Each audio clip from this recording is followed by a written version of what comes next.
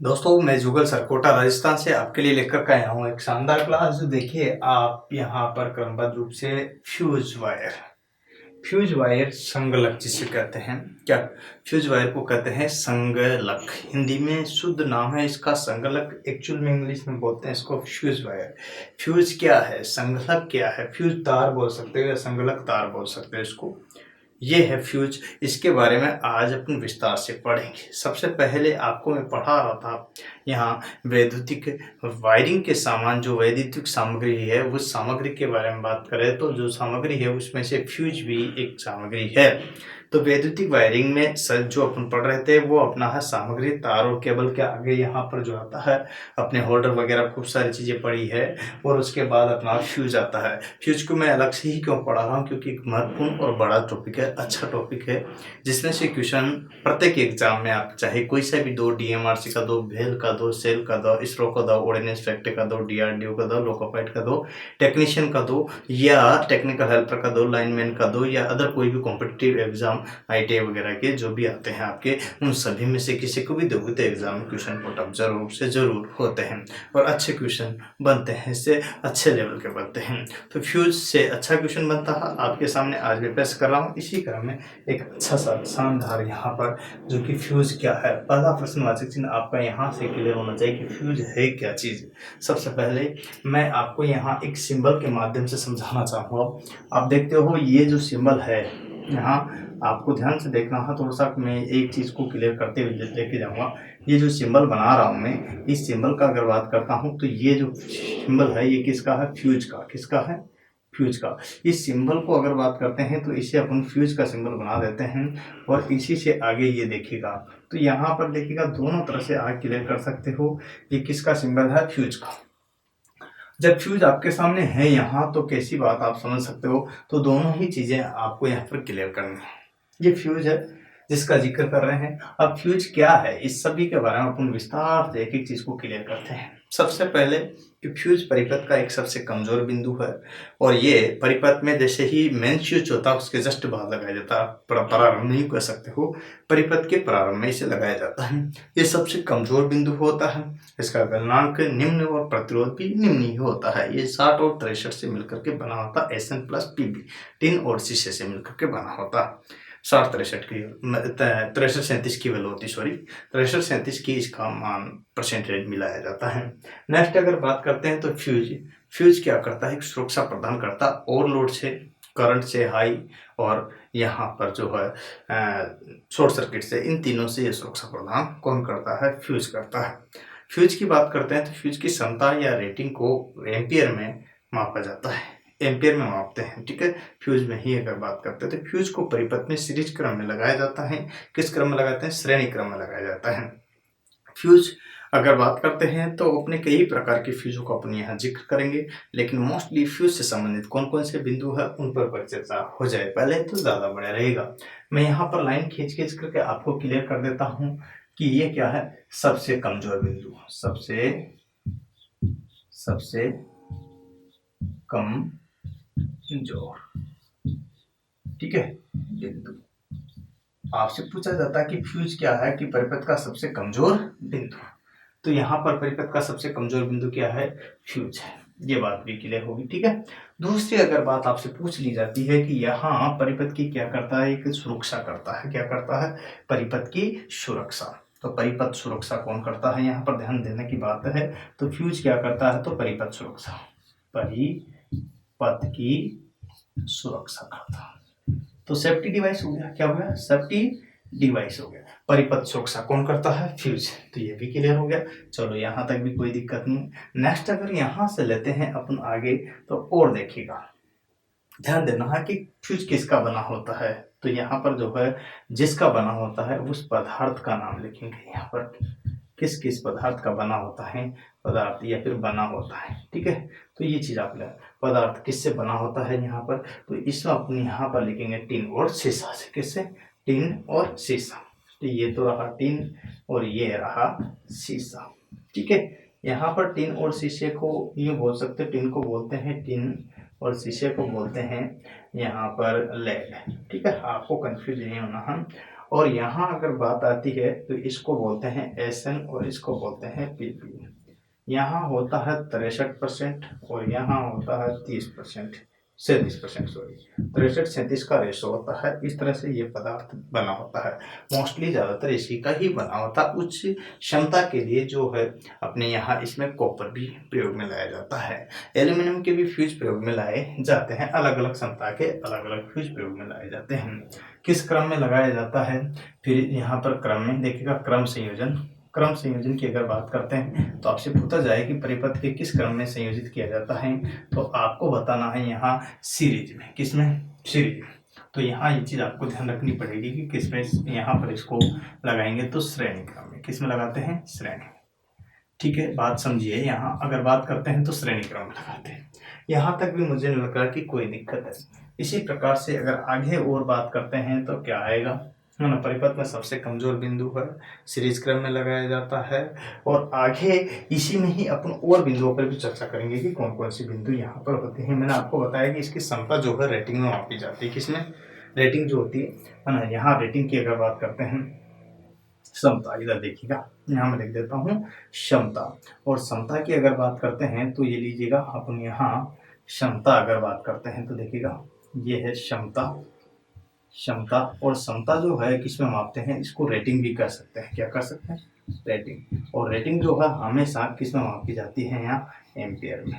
यहाँ एम्पियर, और एम्पियर को अपन यहाँ ए से व्यक्त करते हैं। ठीक है, किससे व्यक्त करते हैं? ए से। चलिए, यहाँ तक भी कोई दिक्कत वाली बात नहीं है। और अगर बात करते हैं तो इसमें एक और एक किस क्रम में लगाया? सीरीज में। सबसे कमजोर बिंदु है परिपथ का। और यहाँ पर आपको ध्यान रखना है कि सेफ्टी डिवाइस है, इस पर भी ध्यान देना है। सबसे पहले लगाया जाता है, सबसे पहले परिपथ में सबसे कहाँ लगाया जाता है? प्रथम। क्या? तो यहाँ परिपथ में सबसे प्रथम, है ना, परिपथ में लगाया जाता है। परिपथ में लगाना कहाँ? प्रथम, मेन स्विच के बाद। मेन स्विच के बाद, तो यहाँ लिख दो मेन स्विच के बाद। कहाँ लगाया जाता है? मेन स्विच के बाद। मैं आपको यहाँ क्लियर कर रहा हूँ, एक एक चीज को जैसे भी है वैसे ही बना रहा हूँ, आपको हूबहू क्लियर होना चाहिए। तो कहाँ पर लगाया जाता है इसके बारे में आपने पढ़ा। इसी प्रभाव से आपसे पूछा जा सकता है फ्यूज क्या होता है? गल जाता है। और गल जाता तो ये कोई ना कोई जो है यहाँ पर प्रभाव पर भी कार्य करेगा। तो गल जाने पर अपन समझेंगे इसको कि क्या होगा। तो गल जाने से जो होगा तो परिपथ को तोड़ देता है। तो इसका मतलब किस पर? विद्युत धारा के उसमें प्रभाव पर कार्य करेगा। अगर प्रभाव का अगर आपसे पूछ ले यहाँ पर तो आपको बताना होगा। मैं इसको आगे ले जाता हूँ। वैसे ये इसका सिंबल था, क्या था? सिंबल। लेकिन मैं इसको आगे ले जाता हूँ तो प्रभाव, किस प्रभाव पर या किस सिद्धांत पर कार्य करता है, तो आपको बताना है उष्मीय। क्या बोल सकते हैं? उष्मीय सिद्धांत पर। किस पर? उष्मीय सिद्धांत पर। और उष्मीय सिद्धांत को अपन हीट इफेक्ट बोलते हैं। सबसे पहले इधर से लिखो, यहाँ हीट, मैं लिख देता हूँ हीट इफेक्ट। हीट इफेक्ट को ही अपन यहाँ उष्मीय बोलते हैं। क्या बोलते हैं? उष्मीय सिद्धांत। ठीक है, उष्मीय प्रभाव बोलते हैं। और इसी को ही यहाँ पर एक और नाम है, वो है थर्मोनिक। क्या है? थर्मोनिक। ये एग्जाम में पूछा जाता है, थर्मोनिक प्रभाव। ठीक है, इसको बोलते हैं थर्मोनिक इफेक्ट या प्रभाव। ठीक है, यह सिद्धांत। ठीक है, या फिर इसको एक बोलते हैं, देखिएगा यहाँ उष्मीय सिद्धांत, थर्मोनिक सिद्धांत यहाँ पर, या फिर बोलते हैं हीट इफेक्ट, या फिर क्या बोलते हैं यहाँ पर। देखिएगा जो है सारे के सारे जो प्रभाव है वो इसी से पता चल रहा है उनको कि कैसे होगा। ठीक है ना। तो यहाँ पर देखिएगा आपके ये चीज भी क्लियर होगी। अब इसमें और क्या चीज हो सकती है, तो इसकी मुख्य विशेषताएं मैं आपको बता देता हूँ इधर से आगे लेकर के इसको। ठीक है ना। मुख्य विशेषताओं में अगर बात करें तो इसकी विशेषता जो होगी क्या होगी? आपसे पूछा जाता है कि इसकी विशेषता क्या होगी, तो विशेषता में एक बात आपको ध्यान रखना है, क्या होता है? निम्न। क्या होता है इसमें? देखना, एक विशेषता में बात करते हैं तो निम्न, इसकी विशेषता होती है निम्न प्रतिरोध व निम्न प्रतिरोध व निम्न गलनांक। निम्न प्रतिरोध व निम्न गलनांक, ये चीज आपको ध्यान रखना है, निम्न गलनांक। यहाँ पर भी कोई दिक्कत आपको नहीं आ रही। तो इसकी विशेषता में आपने निम्न प्रतिरोध पढ़ लिया, निम्न गलनांक पढ़ लिया और आगे अपन बात करते हैं इसी में ही कि परिपथ की क्या करता है, सुरक्षा करता है। परिपथ की क्या करता है, परिपथ की सुरक्षा युक्ति। ठीक है, तो सुरक्षा युक्ति तो किस किस से सुरक्षा करता है, यहाँ पर अगर बात करते हैं सुरक्षा की दृष्टि से, सुरक्षा ना युक्ति, सुरक्षा युक्ति इसको जब कहते हैं तो इसका मतलब हुआ सेफ्टी डिवाइस। क्या होता है, सेफ्टी डिवाइस है ना। सेफ्टी डिवाइस का मतलब आप समझ सकते हो यहाँ सुरक्षा युक्ति। सुरक्षा युक्ति में अगर बात करते हैं तो पहला नंबर का आता है ये ओवरलोड से सुरक्षा करती है, ओवरलोड। ठीक है, तो यहाँ पर बात ध्यान देना की बात है कि किससे सुरक्षा करती है, तो ओवरलोड। ठीक है, ओवरलोड से सुरक्षा करती है। उसके बाद दूसरे नंबर पे एक और आती है तो हाई करंट से सुरक्षा करती है, हाई करंट है ना। इसके बाद एक और आता है तो वो आता है तीसरे नंबर का, एक होता हाई या फिर शॉर्ट सर्किट, शॉर्ट सर्किट से सुरक्षा करती है। शॉर्ट सर्किट बोलते हैं, क्या बोलोगे, शॉर्ट सर्किट, सर्किट से सुरक्षा करती है। ओवरलोड का मतलब होता अति भारण। क्या होता है, अति भारण। ठीक है, ओवरलोड का मतलब अति भारण से सुरक्षा करती है। दूसरी बात है हाई करंट का मतलब उच्च धारा से सुरक्षा करती है यहाँ। और तीसरे नंबर का होता है शॉर्ट सर्किट, मतलब लघु पतन से सुरक्षा करती है। ठीक है, ये तीन चीजों से यहाँ क्या करती है, ये सुरक्षा करती है। कौन कौन करता है, फ्यूज जो सुरक्षा करता है वो तीन चीजों से करता है, सुरक्षा युक्ति है। यहाँ आपको ये चीज ध्यान रखना है। इस तरह से आपसे पूछा जाए तो आप बता देना एक बेसिक डायग्राम के साथ से। ये मैंने सिंबल बनाया था, क्या बनाया था, सिंबल। पहले शुरुआत में जो बनाया था ना वो सिंबल ही था। ठीक है, परेशान मत होना, है ना। ये सिंबल था और यहाँ से मैं स्टार्ट किया कि फ्यूज क्या है। तो आपका पहला ही क्वेश्चन है कि ये परिपथ का सबसे कमजोर बिंदु है जो परिपथ को हाई वोल्टेज की धारा आने पर या अति लोड होने पर या शॉर्ट सर्किट होने पर तोड़ देता है और सुरक्षा प्रदान करता है। मेन स्विच के बाद इसको लगाया जाता है। ठीक है, परिपथ में कहाँ लगाया जाता है, तो मेन स्विच के बाद लगाया जाता है। उसमें प्रभाव पर कार्य करता है। उसमें प्रभाव को हीट इफेक्ट बोलते हैं, थर्मोनिक प्रभाव बोलते हैं, तापीय भी बोलते हैं। अगर कहीं एग्जाम आ जाए तो तापीय सिद्धांत या प्रभाव एक ही बात है। तो इस तरह से आपसे कोई चीज भी पूछ सकते हैं। प्रिंसिपल इस तरह से आपसे पूछा, पदार्थ टिन और शीशे से मिलकर बनाता है। टिन शीशे को अपन SnPV बोलते हैं। 63-37 का आपको रेशियो दे दिया यहाँ। रेटिंग इसकी क्षमता होती है एम्पियर में मापी जाती है। विशेषता इसके निम्न प्रतिरोध और निम्न गलनांक होता है, मतलब रेजिस्टेंस भी लो और फ्यूसिबिलिटी भी लो, दोनों की दोनों ही चीजें निम्न होती है। यहाँ तक की तो बात आपको क्लियर समझ में आई गई होगी। इसके आधार पर भी अपन और कोई चीजों को अगर यहाँ पर लगाना चाहे तो इसको किस में लगाया जाता है, सीरीज में। आपको बताया जाता है क्रम संयोजन मैंने बता दिया सीरीज में। और क्या बचा इसमें, और बहुत सारी चीजें बता, प्रकार वगैरह को। तो मैं इसमें सारी चीजों को यहाँ पर इनसे क्या करता है, सुरक्षा प्रदान करता है। तो सुरक्षा युक्ति है तो इनसे क्या करता है, सुरक्षा प्रदान करता है, सुरक्षा प्रदान करता है।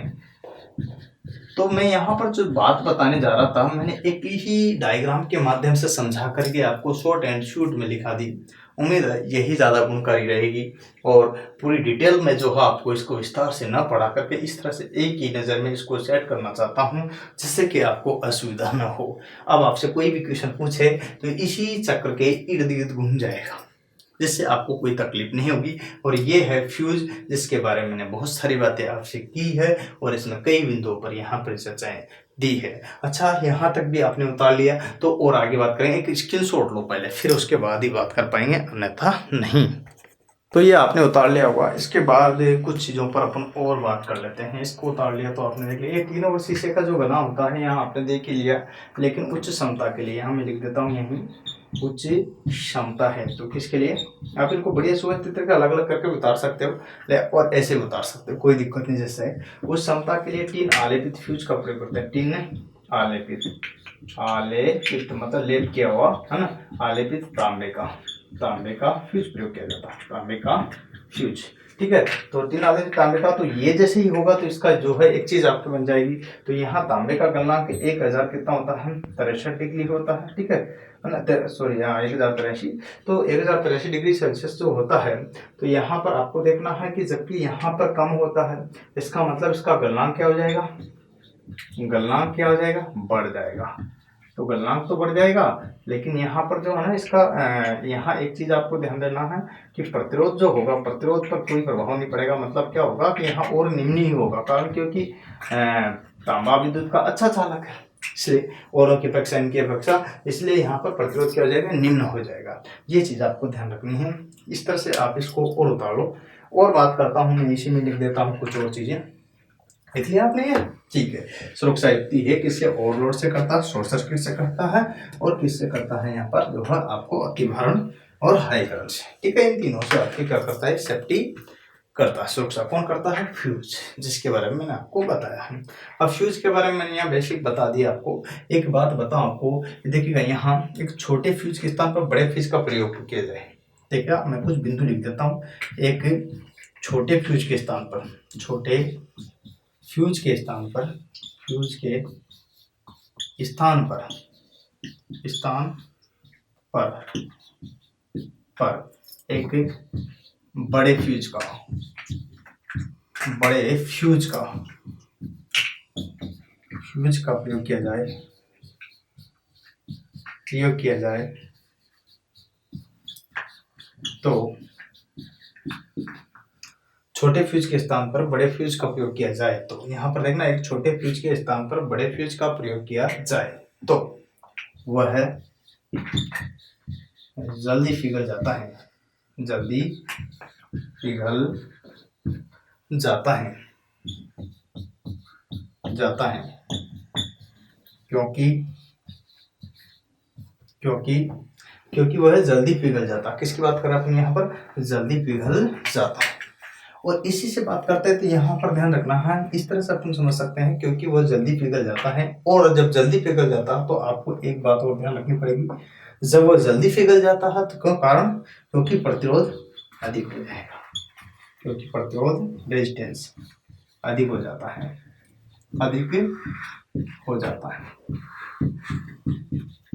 अब जब प्रतिरोध अधिक होगा तो जल्दी पिघलेगा, स्वाभाविक सी बात, एक ही बात है। अब एक और बिंदु है, यदि एक तार को अपन क्या करते हैं, कोई एक तार लिया, उसको जो है ऐंठ दिया जाए, दूसरे तार से ऐंठ दिया जाए, तो उसकी क्षमता क्या होगी। मान लीजिए एक तार की क्षमता है 10 एम्पियर, दूसरे तार की क्षमता 10 एम्पियर। अब दोनों की 10 एम्पियर, उन दोनों को आपस में ऐंठ दिया जाए, ऐंठना मतलब मरोड़ करके, है ना। तो ऐंठ दिया जाए तो ऐंठने के बाद उसकी क्षमता क्या हो जाएगी, कम हो जाएगी। मतलब 20 एम्पियर होनी चाहिए, 10 + 10 20, उससे कम हो जाएगी, मतलब 18 से 19 के बीच हो जाएगी, तो क्षमता कम हो जाएगी। ठीक है, ठीक है। अब लिखिएगा, दोनों तारों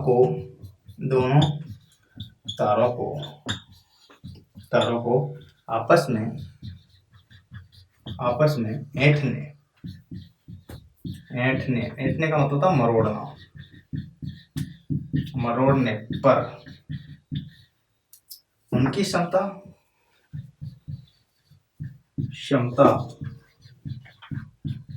कम हो जाती है। देखिए उनकी क्षमता कम हो जाती है, थोड़ी कम, इतनी भी कम नहीं, थोड़ी, यहाँ पर थोड़ा शब्द लिख लेना, थोड़ी कम, इतनी ज्यादा भी नहीं, तो थोड़ी कम हो जाती है। तो यहाँ ये चीज आपको ध्यान रखना पड़ेगा। इसी तरह से क्वेश्चन एग्जाम में आ जाता है। ठीक है, तो ये चीज आपको ध्यान रखनी पड़ेगी। तो यूं है, अब क्वेश्चन देखो कैसे बनता है, इस पर भी परिचर्चा कर लेता हूँ। ये उतार लिया ना आपने, हाँ, इस पर आगे बात करते हैं फिर ना। क्वेश्चन कैसे बन जाता है इस पर भी ध्यान देना। ठीक है, मैं ये भी चीज आपको बता देता हूँ। क्वेश्चन में बन जाता है कि मान लीजिए कोई तार है, देखिए 10-10 एम्पीयर के दो तार आपस में क्या कर दिए, ऐंठ करके क्या फिर तार निर्माण किया जाता है। 10 एम्पीयर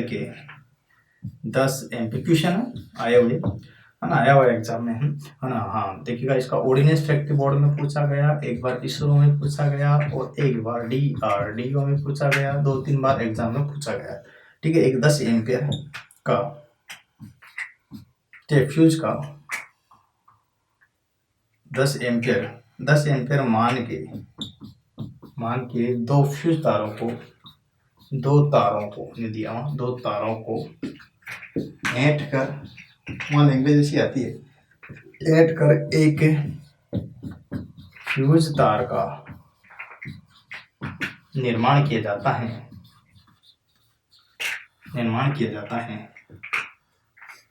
है ना। 10 एम्पियर मान के अलग अलग है, दोनों ध्यान रखना, यहाँ पर ध्यान रखना, है ना। इसको कंफ्यूज मत होना, अलग अलग दो तार है ना, इसलिए 10-10 एम्पियर क्योंकि, है ना, तारों को ऐड करके निर्माण किया जाता है, एक फ्यूज तार का निर्माण किया जाता है।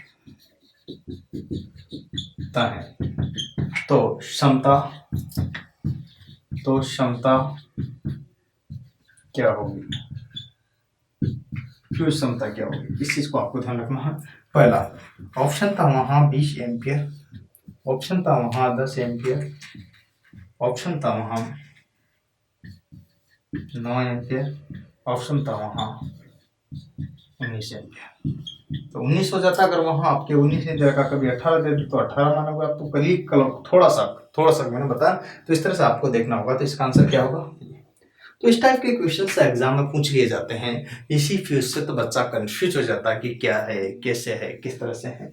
ये चीजें हैं छोटी छोटी, उतार लो इस क्वेश्चन को भी, फिर और आगे चर्चा करते हैं। तो ये आपने उतार लिया, मैंने पूरा विस्तार से आपको यहाँ पर बताया है, और इसमें सारी चीजें आपको देख करके क्लियर कर दी है ना। और क्वेश्चन कैसे आए हैं इसके बारे में मैंने बता दिया आपको। अब दोनों चीजों को जब यहाँ पर क्लियरिफाई हो गया है, तो आप समझ सकते हो कि कैसे क्वेश्चन यहाँ पर पकड़ पहुंच सकते हैं। इसी डायग्राम में एक चीज आपके रह गई है, एक और मैं यहाँ ऐड कर देता हूँ, ठीक है। वो क्या है कि किस पर लगाया जाता है फ्यूज को, परिपथ में किस पर लगाया जाता है, किस पर लगाया, किस क्रम में लगाया जाता है, मतलब वो तो क्लियर हो गया था, किस पर, किस पर, है ना। तो किस पर का मतलब यहाँ होगा लाइव वायर, क्या आएगा, लाइव वायर पर। लाइव वायर को अपन बोलते हैं जीवित तार, क्या बोलते हैं, जीवित तार, ठीक है ना। या फिर विद्युत में विधु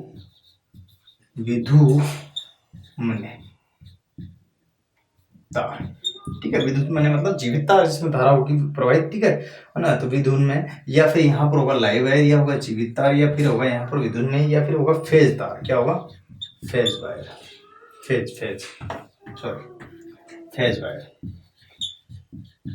फेज वायर, या फिर इसको बोल सकते हैं यहाँ पर कलातार, क्या बोल सकते हैं, कलातार पर। इनमें से कोई भी एग्जाम में आ जाए तो आप क्लिक कर देना, तो आपसे इसी रेखा में, इसी गोले में एक और चीज ऐड कर लेना, लाइव वायर, जीवित तार, विद्युत में मतलब किस पर लगाया जाता है। तो लगाना, जब लगाया जाता है तो आपको बताना है यहाँ पर कि जो लगाया जाता है ये लगाया जाता है लाइव वायर पर, ये जीवित तार आता है ऑप्शन में ज्यादातर, या विद्युत में आ जाता है ना, और कभी कभी कलातार या फेज वायर भी आ जाता है, कुछ भी आ जाए, मतलब आपको तो ये चीजें सारी याद रखनी। और कोई दिक्कत, इसका भी ले लो एक स्क्रीनशॉट, फिर अपन आगे और चर्चा करते हैं। तो उम्मीद है ये सारी की सारी चीजें मैंने आपको पढ़ाई, समझाइए, समझ में। अब इस फ्यूज तार से और आगे चलते हैं, किस क्रम में लगाया है, श्रेणी में, ठीक है। किसका लगाया, मेन स्विच के बाद, मतलब सप्लाई की शुरुआत में, ठीक है। सबसे क्या है, कमजोर बिंदु है, किसी विद्युत धारा के हीट इफेक्ट, उसमें प्रभाव, थर्मोनिक प्रभाव या तापीय सिद्धांत पर कार्य करता है। विशेषता निम्न प्रतिरोध और निम्न गलनांक, यही इसकी विशेषता है। किस पर लगाया जाता है, जीवित तार पर, लाइव वायर पर, कलातार पर, ठीक है। परिपथ में सुरक्षा युक्ति है, ठीक है। हम किसकी सुरक्षा करती है, उच्च मान की धारा, रेटिंग क्या है, एम्पियर में मापी जाती है। पदार्थ किसका बना होता है, टिन और शीशे का, SN प्लस PB का, 60 प्लस 63 प्लस 36। इस तरह से आप देख सकते हो, सारी की सारी चीजें मैंने आपको विस्तार से बताई। एक नजर थी इस तरह, अभी पिक्चर बाकी है इसकी, बड़ा चैप्टर है, इसलिए मैंने पहले ही बोल दिया था शुरुआत में कि ये बड़ा चैप्टर है और इसको थोड़ा सा अलग से ही पढ़ना पड़ेगा, इसलिए फ्यूज एक चैप्टर का नाम डाला मैंने अलग से, ठीक है। जिससे आपको ये क्लियर हो जाए कि अपन जो पढ़ने जा रहे हैं वो संगलक है, और संगलक क्या है इस पर अपन को ध्यान देना है। सबसे पहले और बात करते हैं अपन इसमें। तो नेक्स्ट आता है करंट रेटिंग, क्या आता है, देखिए पॉइंट बनाते हैं, ठीक है।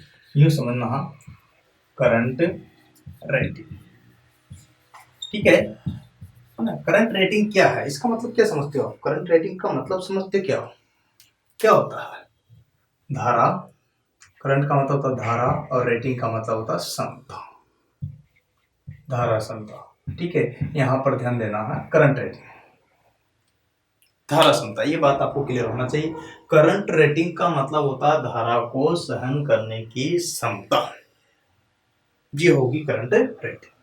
चलिए यहां पर इसको बोल सकते हैं, यहां पर इसको नाम ही इसका है, देखिएगा यहां जो है अपन लिख सकते हैं, आराम से कार्य कर सकती हो, तो इसमें जो विद्युत धारा की वहन क्षमता, ठीक है। जिसमें देखिए, जिसमें धारा को आसानी से वहन किया जा सके, वो क्या कहलाती है यहाँ पर? करंट रेटिंग कहलाती है। ठीक है, आसानी से वहन किया जा सके या सामान्य रूप से कार्य किया जा सके। ठीक है, या फिर जो भी है सामान्य रूप से कार्य, या यूं कर सकते हो आप, लिख सकते हो सामान्य रूप से कार्य करते हो, सामान्य रूप से कार्य करें, मतलब कार्य पर कोई प्रभाव न पड़े, कार्य बाधित ना हो, तो वो क्या कहलाती है अपनी यहाँ पर? धारा क्षमता, करंट रेटिंग। क्या बोलते हैं उसको? Current rating. और धारा क्षमता, देखना यहाँ पर मैं नोट डाल करके एक बिंदु लिखना चाहता हूँ, क्या जो आपको क्लियर का होना ही चाहिए। ठीक है ना, देखिएगा यहाँ जो है रेटिंग को, किसको? रेटिंग को, है ना। देखिएगा फ्यूज की रेटिंग,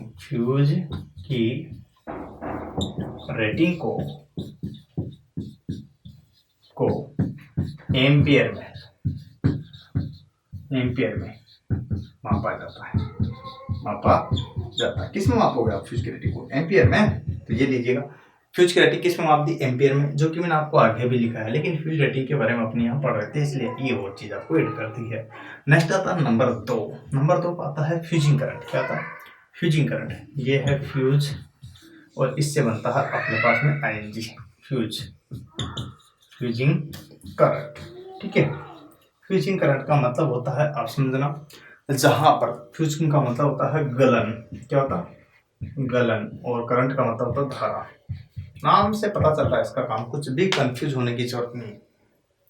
जिस धारा पर तार पिघल जाता हो, फ्यूज तार पिघल या जल जाता हो, या जल जाता हो, वो क्या कहलाता है यहाँ पर? ऑप्शन है गलन क्षमता। क्या बोलते हैं इसको? गलन क्षमता। तो फ्यूजिंग करंट क्या है? फ्यूजिंग करंट की बात करते हैं, आपको समझा दिया कि जिस पर वो क्या है? पिघल जाती हो या फिर क्या जल जाती हो, ऐसा कहलाता है। तो यहाँ पर बाहुबली कौन हुआ?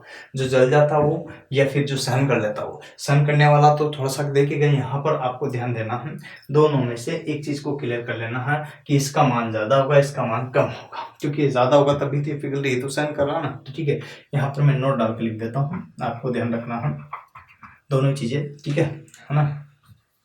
करंट रेटिंग का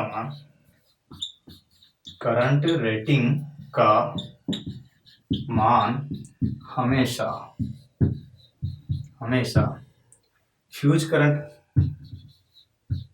फ्यूजिंग करंट से कम होता है। ये नोट डाल के लिख रहा हूँ, समझना बात को, मैं यहाँ पर क्लियर कर रहा हूँ आपको एक चीज कंसेप्ट के साथ में। एक और आपका तीसरे नंबर का बिंदु, इसी में ही मैं आपको क्लियर कर देता हूँ। Fusing factor. क्या कहते हैं? फ्यूजिंग फैक्टर, मतलब आप समझो इस चीज को। फ्यूजिंग फैक्टर का मतलब क्या होता है? ठीक है, फ्यूजिंग फैक्टर मतलब, फ्यूज का मतलब होता है गलन गुणांक। क्या होता है? गलन गुणांक। फ्यूजिंग फैक्टर का मतलब क्या होता है? इसको दो तरह से समझ सकते हो आप। देखिएगा यहाँ आप क्लियर कर सकते हो गलन गुणांक। गलन का मतलब क्या होता है? जो कि अब यहाँ पर देखो, इस बात को क्लियर कर सकते हो आप, समझ सकते हो कि गलन गुणांक होगा तो क्या होगा, जिस पर अपन यहाँ पर समझ रहे बात को। तो यूं समझो एक सरल लैंग्वेज में कि गलन गुणांक की परिभाषा क्या हो। तो देखिएगा, यूं समझिए, तो अपन बोलते हैं फ्यूजिंग करंट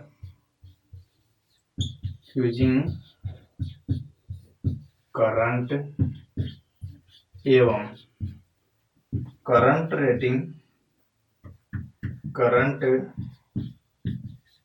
रेटिंग का अनुपात।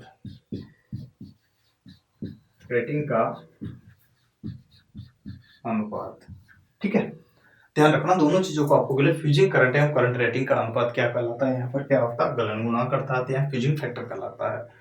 इसको अपन यूं भी समझ सकते हो, इसी तरह से फ्यूजिंग फैक्टर ये समझिए, तो इस तरह से आ जाएगा। यहाँ पर क्या आएगा? फ्यूजिंग फैक्टर या फ्यूजिंग करंट बटे, है ना, करंट रेटिंग। अब आपको यहाँ पर क्लियर हो रहा होगा। तो यहाँ पर यही चीज है, इससे रिलेटेड अपने क्वेश्चन पुटअप हो जाते हैं। क्वेश्चन कैसे पुटअप होता है, मैं आपके यहाँ क्वेश्चन लिख देता हूँ, समझना बात को। किसी परिपथ में 5 एम्पीयर का फ्यूज लगाया हुआ है जो कि 8 एम्पीयर की धारा को वहन कर लेता है। ठीक है, किसी परिपथ में 5 एम्पीयर का फ्यूज लगाया हुआ है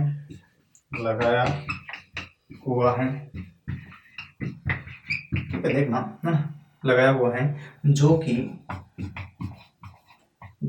8 एम्पीयर की धारा पर पिघल जाता है तो फ्यूजिंग फैक्टर का मान क्या होगा?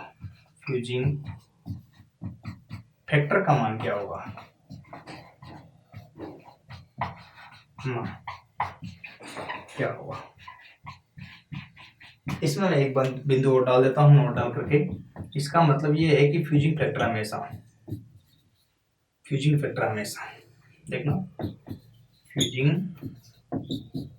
फैक्टर हमेशा इकाई से अधिक होता है। ये चीज आपको मैं नोट डाल के लिख दी कि फ्यूजिंग फैक्टर हमेशा इकाई से अधिक होता है। तो यहाँ इस चीज से समझना। अब यहाँ पर इसमें देखिए फ्यूजिंग करंट का मान कितना है, जिसको वो फ्यूजिंग करंट मतलब गल जाता है, तो गल कितने पे जाता है? 8 एम्पीयर पर।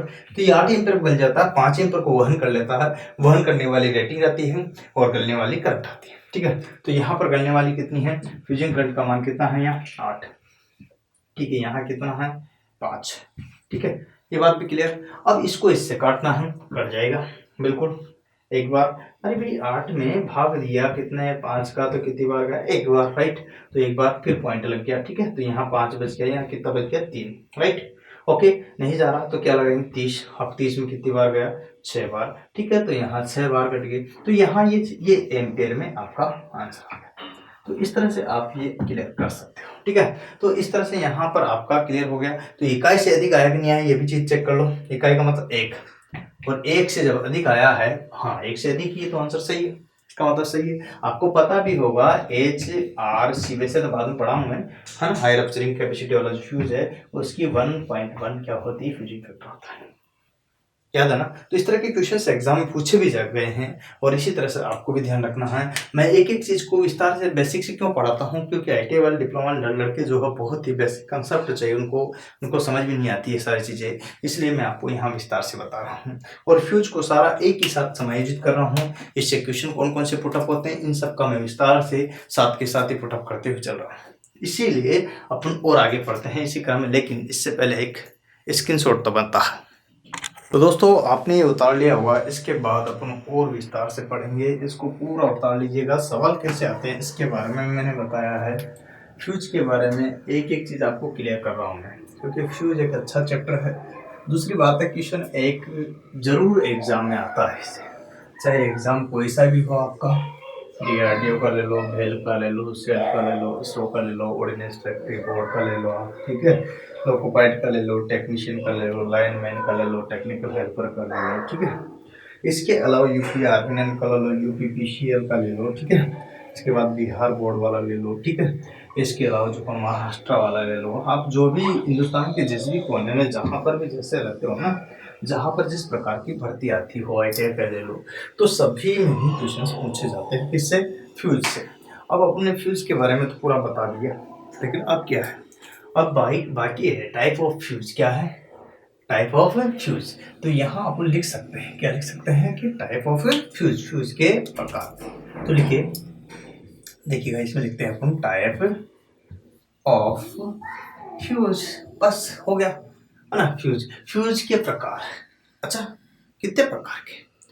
यहाँ पर के फ्यूज के प्रकार का अगर जिक्र करते हैं तो ये जो प्रकार है ये 3 प्रकार का है। कितने प्रकार का है? 3 प्रकार का फ्यूज है। अब 3 प्रकार के कौन कौन से हैं, इस पर चर्चा हो जाए। सबसे पहले आपको मैं यहाँ कुछ बेसिक बातें बताता हूँ, फिर आगे बात करते हैं। देखिएगा, फ्यूज 3 प्रकार का होता है। पहला नंबर का, एक होता ओपन, दूसरा होता सेमी ओपन, तीसरा होता क्लोज्ड। ओपन मतलब खुला, ठीक है। दूसरा होता सेमी ओपन मतलब अर्ध खुला। एक होता क्लोज मतलब बंद। ठीक है? मैं आपको बताना चाहता हूँ, ओपन का मतलब वह फ्यूज़ तार जो कि ओपन खुले में लगाया जाता है। जैसे लाइनों में देखे होंगे आपने जम्पर, ठीक है? आपने लाइनें जो होती है ना तो उनमें आपने लाइनों में देखे होंगे जम्पर जो होते हैं वो इसी के एक जो है ट्रांसफार्मर में जो लगे होते हैं फ्यूज़, वो भी आपके ओपन में ही आते हैं। इसके बाद अगर बात करते हैं क्लोज़ वाली, बंद वाली। बंद में अगर बात करते हैं तो एक चीज़ आपको क्लियर हो जाती है, जो कि चलिए बंद से सेमी बंद, सेमी मतलब अर्ध खुले। अर्ध खुले ऐसे स्थानों पर लगाए जाते हैं जैसे आपके घरों में हैं, ठीक है? कार्ट्रिज फ्यूज हो गए, ठीक है ना? इसके अलावा जो आप कट आउट जिनको कहते हैं अपन, वो हुई है। तो वो ना तो आधे खुले रहते हैं, आधे बंद, मतलब इस टाइप के टीन छत्र के नीचे अपने जो है लगा रहता है, आपको पता अपने घरों में, तो वो आते हैं कट आउट। आपने तो देखे होंगे ना, कट आउट बंद कर दें, वही वाली बात होती है, ठीक है? जिनको कार्ट्रिज या किट यहाँ पर कट आउट फ्यूज भी प्रयोग में लाए जाते हैं। एक और होता है जो पूर्ण रूप से क्लोज होते हैं, जो कांच की एक ट्यूब होती है उसके अंदर बंद होते हैं, और वो जो आपके कहलाते हैं वो क्लोज्ड वाले। क्लोज्ड में आपके अच्छे से देखिएगा आप, तो यहाँ कार्ट्रिज कर सकते हो। कार्ट्रिज के अलावा एक और है जिसका नाम है हाई रप्चरिंग कैपेसिटी फ्यूज, ठीक है? तो हाई रप्चरिंग का मतलब HRC, ठीक है? उच्च विदारण क्षमता वाला जो फ्यूज यहाँ पर प्रयोग में लाया जाता है। तो इस तरह से इलेक्ट्रॉनिक्स में ज़्यादातर जो यूज आते हैं फ्यूज, वो आपके जो है क्लोज्ड वाले प्रयोग में लाए जाते हैं, जबकि इलेक्ट्रिशियन में आपके तीनों ही प्रयोग में लाए जाते हैं। ये बात आपको क्लियर हुई? अब मैं पढ़ा दूं इनको, समझा दूं, लिखा दूं? चलो आइए मेरे साथ में। अब अपन बात करते हैं टाइप, 3 प्रकार के। 3 प्रकार में सबसे पहला नंबर का जो है आपका है वो ओपन। ओपन फ्यूज क्या होता है? ओपन फ्यूज, ठीक है? ओपन फ्यूज होता क्या है? ओपन का मतलब आप समझ सकते हो ना, खुला फ्यूज। क्या होता है? खुला, खुला संगलक, ठीक है? यहाँ पर ये बात आपको ध्यान रखना, मैं लैंग्वेज थोड़ी ऐसी लिखता हूँ तो उससे परेशान मत होना, क्योंकि डिफिकल्ट लैंग्वेज आपकी आती है। यहाँ परेशान हो लोग भी चलेगा, लेकिन वहाँ नहीं होना पड़ेगा आपको। तो यहाँ पर खुला फ्यूज क्या होता है? वह फ्यूज जो खुले में प्रयोग में लाए जाते हैं। तो देखिएगा, वह फ्यूज, वह फ्यूज जो कि, वह फ्यूज, फ्यूज जो कि, जो कि खुले में प्रयोग में लाए जाते हैं, खुले में प्रयोग में, प्रयोग में लाए जाते हैं, लाए जाते हैं। यहाँ पर अपन देख सकते हैं कि वह फ्यूज जो खुले में प्रयोग में लाए जाते हैं वो कहलाते हैं अपने। अब एग्जाम्पल में यहाँ पर जो है ओपन तो आपको क्लियर हो गया, लेकिन एग्जाम्पल के तौर पर आप जैसे समझ सकते हो, जैसे जंपर, जंपर आपका जो लाइनों में होता है वो, और ट्रांसफार्मर फ्यूज क्या होता है? परिणामित्र। ट्रांसफार्मर को क्या बोलते हैं? परिणामित्र, परिणामित्र फ्यूज संगलक, ठीक है? तो ये भी इसी का ही प्रयोग होता है, क्योंकि ट्रांसफार्मर ओपन में लगे रहते हैं, देखा होगा आपने, खुले में लगे रहते हैं, तो उनमें जो प्रयोग में लाया जाता है वो आप समझ सकते हो, ठीक है? नेक्स्ट नंबर 2, नंबर 2 पे आता है सेमी क्लोज्ड। क्या आता है?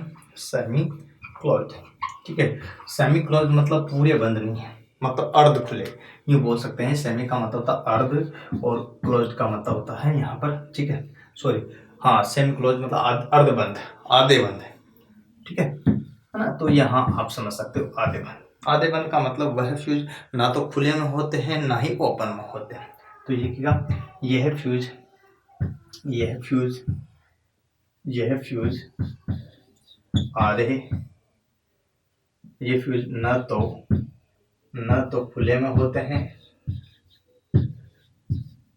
खुले में, और ना ही, नहीं बंद में। अर्थात यूँ समझ सकते हैं अपन सरल लैंग्वेज में कि जो है अपने जैसे घरों के फ्यूज हो, घरों के फ्यूज हो गए, ठीक है? अर्थात जो है आधे बंद आधे खुले, अर्थात आधे बंद, आधे बंद, आधे खुले, आधे खुले। ये चीज तो आप और हम यहाँ पर क्लेरिफाई कर चुके हैं। नेक्स्ट, अगर यहाँ से मैं बात करता हूँ तो एक बात तो आपको यहाँ पर क्लियर हो ही चुकी है कि किस टाइप के, जैसे एग्जाम्पल से आप समझ सकते हो कि कैसे, उदाहरण से आप समझे। जैसे किटकैट नाम तो सुना होगा, नंबर 1 लिखिएगा, किटकैट फ्यूज, ठीक है? अब किटकैट फ्यूज क्या होता है इसको भी समझने की। किटकैट फ्यूज नंबर 2 आप समझ सकते हो यहाँ पर कट आउट। क्या हो सकता है? Cut out. ये भी आपको क्लियर हो गया होगा। तो यहाँ पर किटकैट हो गया, कट आउट हो गया, दोनों ही क्लियर हो गया। नंबर 3 अगर बात करते हैं तो क्या आता है? क्लोज्ड। क्या आता? क्लोज्ड। क्लोज्ड का मतलब क्या होता है? यहाँ पर बंद। क्लोज्ड फ्यूज, ठीक है। क्लोज्ड फ्यूज का मतलब होता है बंद संगलक। क्या होता है? बंद संगलक, ठीक है।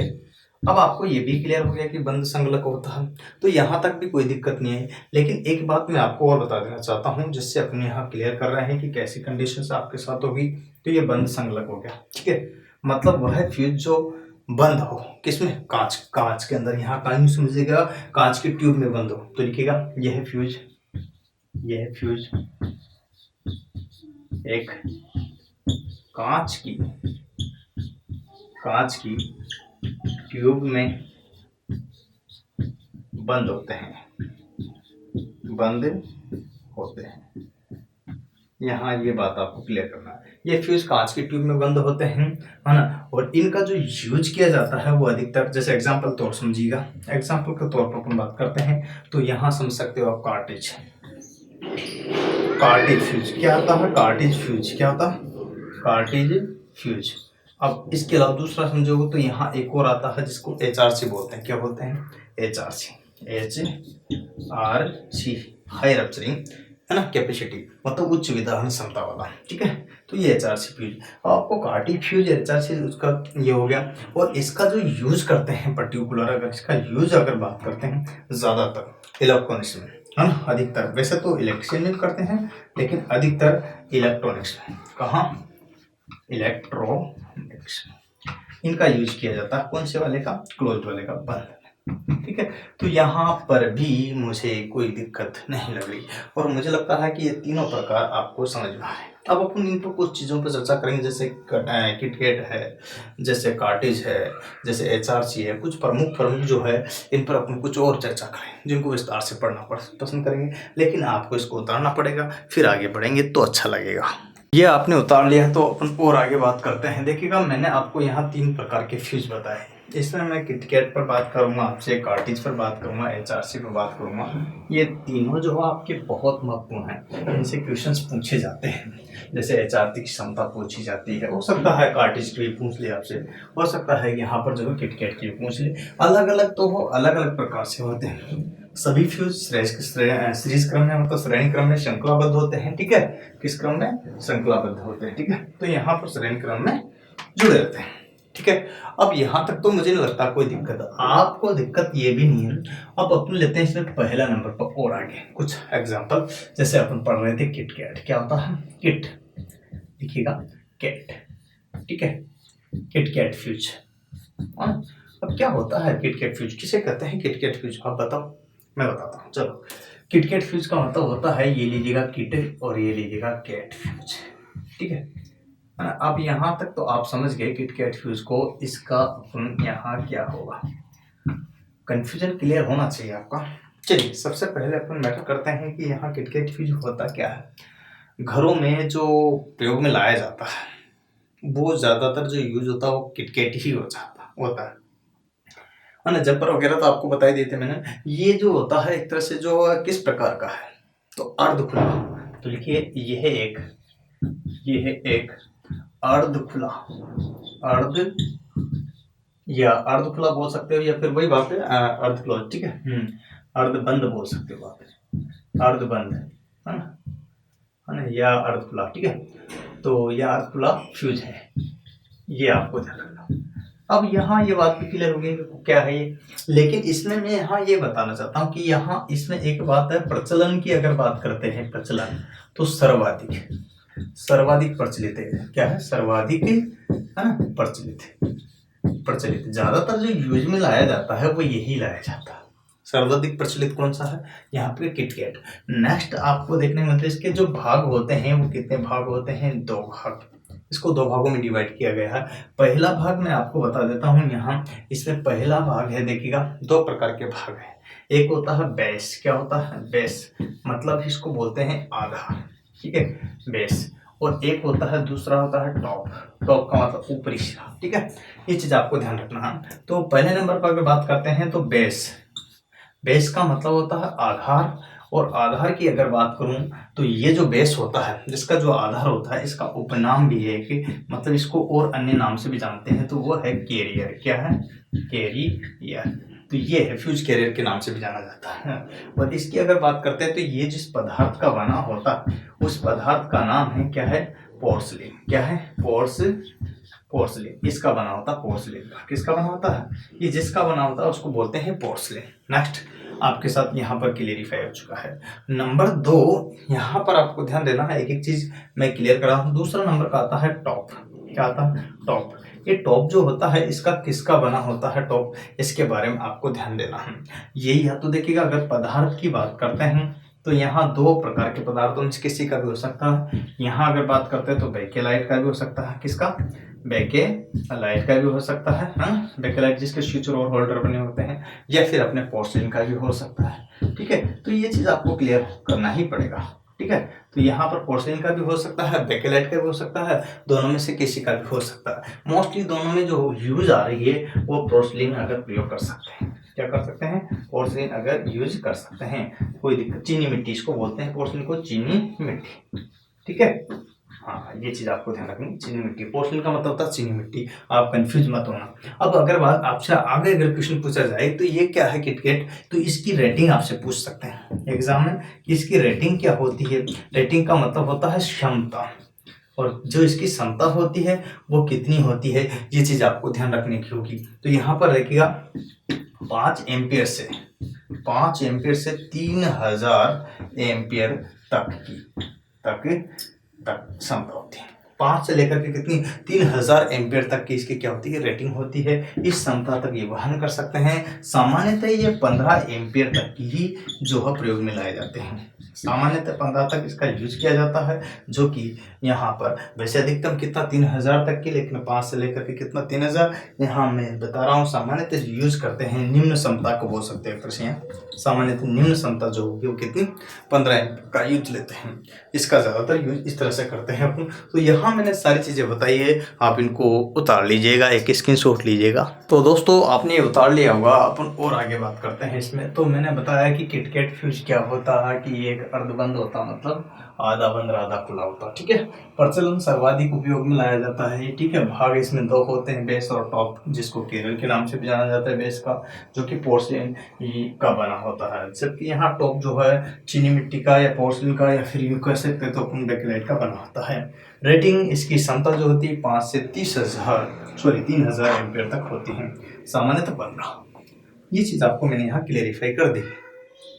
और बात करते हैं तो कार्ट्रिज नंबर 2 पे। देखिएगा क्या होता है कार्ट्रिज। मैं यहाँ पर बात करना चाहता हूँ कार्ट्रिज। ठीक है, फ्यूज। अब कार्ट्रिज फ्यूज क्या होता है, इस पर ध्यान देने की बात है। सबसे पहले अपन एक एक चीज को क्लियर करते जा रहे हैं, जिससे कि कोई कंफ्यूजन ही नहीं होगा। ठीक है, तो कार्ट्रिज फ्यूज क्या होता है? Cartridge fuse. ठीक है, अगर इसकी बात करते हैं, या फ्यूज या संगलक बोल सकते हैं इसको। इसकी एक विशेष बात बताओ आपको, ये बंद वाला है। कौन सा है? ये है बंद प्रकार का है। प्रकार में अगर बात करते हैं, प्रकार, ये है प्रकार बंद वाला। कौन सा है? क्लोज्ड, नहीं बंद फ्यूज है। बंद फ्यूज है, बंद आप समझ जाइए यहाँ पर क्लोज्ड। ठीक है, ये चीज आपको ध्यान रखनी पड़ेगी। तो इस तरह से एक क्लोज फ्यूज है। और ये कार्ट्रिज फ्यूज जो गला था अपना, ये क्या होता है कि वायुबद्ध मतलब निर्वात नली का। ठीक है, ये है एक कांच की या पोर्सलिन की वायुबद्ध निर्वात वायुबद्ध नलिका में लगा होता है। ठीक है, यहाँ तक क्लियर है। अच्छा, मुझे नहीं लगता कि यहाँ कोई दिक्कत आपको। पदार्थ अगर बात करते हैं तो किसका बना होता है, पदार्थ कौन सा यूज लेंगे, इस पर भी ध्यान देने की बात है। बहुत अच्छी बात है। तो ये तांबा का बना होता है, किसका? प्लस तांबे के साथ एक और आता है, वो आता है टिन। क्या आता है? तांबे के साथ क्या आता है? टिन। तो इसको बोलते हैं Cu ना, कॉपर। क्या आता है? इसको बोलते हैं यहाँ पर एस, मतलब टिन। ठीक है, ये चीज आपको क्लियर होनी चाहिए। और यहाँ दोनों Cu है प्लस क्या है ना, Sn है। दोनों की बात करते हैं तो यहाँ जो है 63 37 इस तरह से इसका निर्माण होता है। अब ये इससे बना होता है किसे, यहाँ पर तांबा से, किसी में लगा होता है निर्वात बदलने का। लेकिन एक बात आपको और बता देना चाहता हूँ, इसमें ये जैसे जल जाता है, जब जल जाता है, जब ये है जल जाता है, जल जाता है तो इसमें लगा पीछे की तरफ का लगा, पीछे की तरफ का कागज लगा था पीछे की तरफ, वो क्या हो जाता है, काला पड़ जाता है, कागज काला पड़ जाता है। तो इस तरह से आप क्लियर कर सकते हो कि कैसी स्टेप आपके साथ बैठ रही है यहाँ पर। तो इसमें लगा देखिएगा, इस तरह से जो पीछे की तरफ लगता है तो कागज क्या हो जाता है, काला पड़ जाता है। तो ये चीज आपको क्लियर होगी। नेक्स्ट, अगर मैंने यहाँ पर ये भी बता दिया, इसमें एक चीज आपको और बताना चाहता हूँ, चलो वो क्या है ये भी बता देते हैं। तो पीछे की तरफ लगा काला पड़ जाता है, लेकिन इसमें एक और चीज आपको बताऊं, तो इसका जो यूज करते हैं अपन किस में करेंगे, यूज से पहले क्षमता लिखिएगा, यूज तो लिखेंगे, यूज से पहले क्या है, क्षमता, कैपेसिटी कितनी होती है इसकी, तो ये बात से आपको ध्यान होनी ही चाहिए। तो इसकी कैपेसिटी होती है 2 एम्पियर, कितने हैं, कैपेसिटी को अपन रेटिंग भी कहते हैं, कंफ्यूज मत होना, ठीक है। अगर वहां पर एग्जाम में रेटिंग आए तो वो भी ध्यान रखना है, 2 एम्पियर से लेकर के 60 एम्पियर तक की इसकी क्षमता होती है। चलो इसमें भी कोई दिक्कत वाली बात ही नहीं। अब यूज की बात करते हैं, तो यूज कहाँ करते हैं इसका, मशीनों में। कहाँ यूज करते हैं, मशीनों में इसका यूज किया जाता है। ये चीज आप समझ सकते हो। तो इस तरह से एक एक चीज को अपन क्लेरिफाई कर रहे हैं, समझ रहे हैं, पढ़ रहे हैं, लिख रहे हैं। और ये है आपका कार्टेज फ्यूज। क्या है, कार्टेज फ्यूज, जिसको मैंने विस्तार से बता दिया। आप इसको लिख लीजिएगा जिससे कि आपको कोई दिक्कत ना हो सके।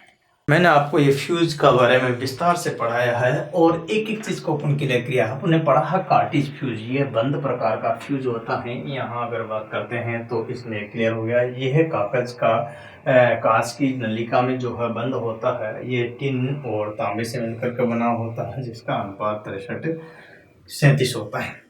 ये जल जाता तो इसके पीछे पे एक कागज लगा होता है, वो काला पड़ जाता है, इससे पता चल जाता है कि ये जल गया है। फिर इसका दोबारा से यूज नहीं लेते हैं, खराब हो जाता है, फेंक देता है, ठीक है ना। तो ये चीज आपकी।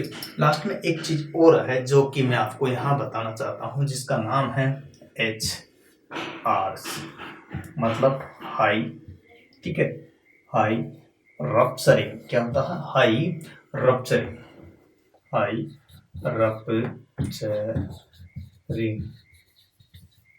Capacity fuse. High rupturing capacity का मतलब उच्च विदारण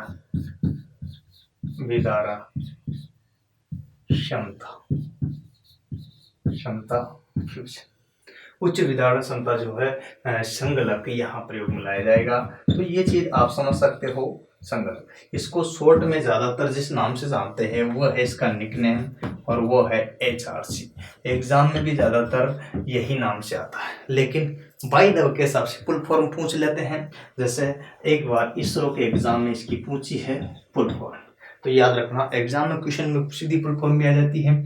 HRC मतलब हाई रप्चरिंग कैपेसिटी, उच्च विदारण क्षमता। नाम से ही पता चल रहा है कि इसकी विदारण क्षमता क्या होगी, किस प्रकार का होता है। अगर आपसे पूछे कि ये किस टाइप का होता है तो आप क्या जवाब दोगे। भाई 3 प्रकार के बताए थे, इसमें एक क्लोज्ड प्रकार का है। किस प्रकार का है, क्लोज्ड, बंद प्रकार का। बंद का मतलब किस में बंद रहता है, भाई ये भी एक निर्वात नलिका में, यह है भी एक कांच की जो होते हैं, कांच की या पोर्सलिन की वायुबद्ध नलिका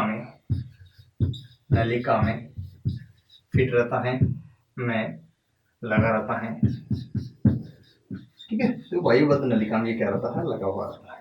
तो यहाँ पर ये भी एक कांच की पोर्सिन या वायुबद्ध नलिका में क्या होता है, लगा रहता है। इस तरह से आप यहाँ पर समझ सकते हो।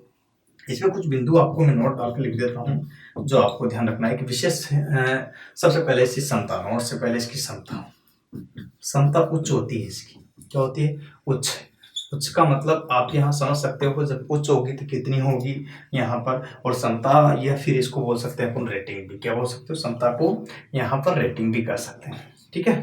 वही बात जो कि एम्पेयर में मापी जाएगी, और वो होती है हाई।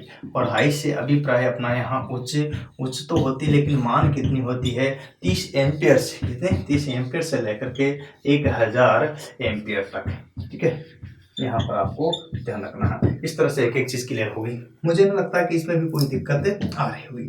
नेक्स्ट, यहाँ पर आपको 2 3 4 चीजों का मैंने जिक्र किया है, उसी तरह से और भी अपन यहाँ पर देखते हैं आगे किस तरह से क्या क्या होगा। मैं आपको बताता हूँ, नोट डाल के लिख देता हूँ एक बिंदु जो आपके इसमें काम का है, बहुत काम का है। ठीक है, यहाँ पर बात करते हैं इसकी एक विशेषता नोट में लिख रहा हूँ। ठीक है, तो लिख रहा हूँ नोट में, क्योंकि आपको पता होना चाहिए कि ये है निर्धारित सीमा से मान कितना, ये है फ्यूज निर्धारित सीमा से दोगुने, लगभग सीमा से लगभग दोगुना मान की विद्युत धारा को कुछ क्षण के लिए वहन कर लेता है।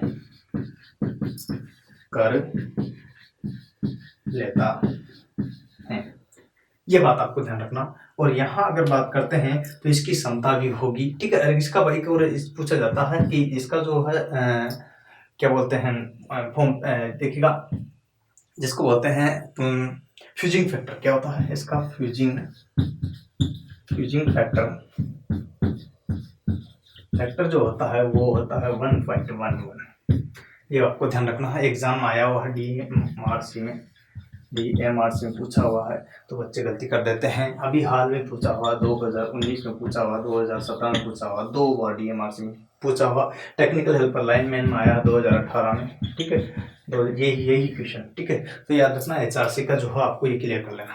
फ्यूजिंग फैक्टर कितना होता है इसमें ये भी ध्यान रखना है। इसमें एक और बात मैं बताना चाहता हूँ, नोट में हूँ, तो वो क्या आएगा। ठीक है, 3-4 सेकंड में अगर इसमें दोष दूर नहीं होता, 3 से 4 सेकंड में सेकंड को अपन यहाँ पर बोलेंगे, 3 से 4 क्षण में यदि सेकंड नहीं क्षण में यदि दोष दूर नहीं होता है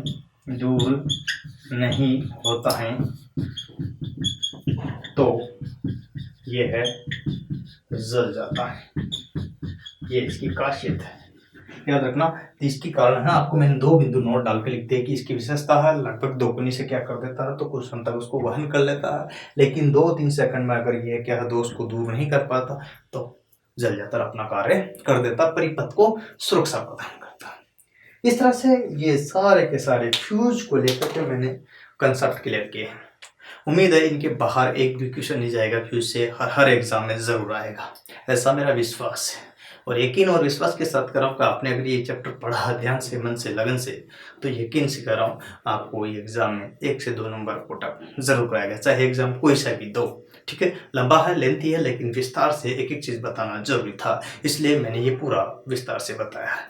उम्मीद है आपको ये बातें पसंद आए तो अपने दोस्तों को शेयर करना मत भूलना। ठीक है, लाइक करें तो आपको अच्छा लगेगा तो कर देना, नहीं तो कोई बात नहीं। ठीक है, अगर बात करते हैं अपन, तो इसी तरह से आपको चलते रहना, बढ़ते रहना है, क्योंकि ज़िंदगी इसी का ही नाम है। पढ़ते रहो तो आगे एक मानी जरूर निकलेंगे।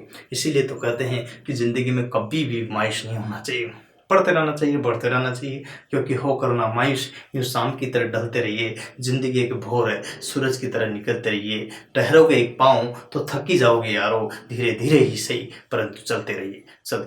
एक दिन सफलता ज़रूर मिलेगी। ऐसी मनोकामना के साथ में फिर मिलेंगे अगले वीडियो के बाद इसी क्रम में। आज के लिए इतना ही। जय हिंद, जय भारत, वंदे मातरम।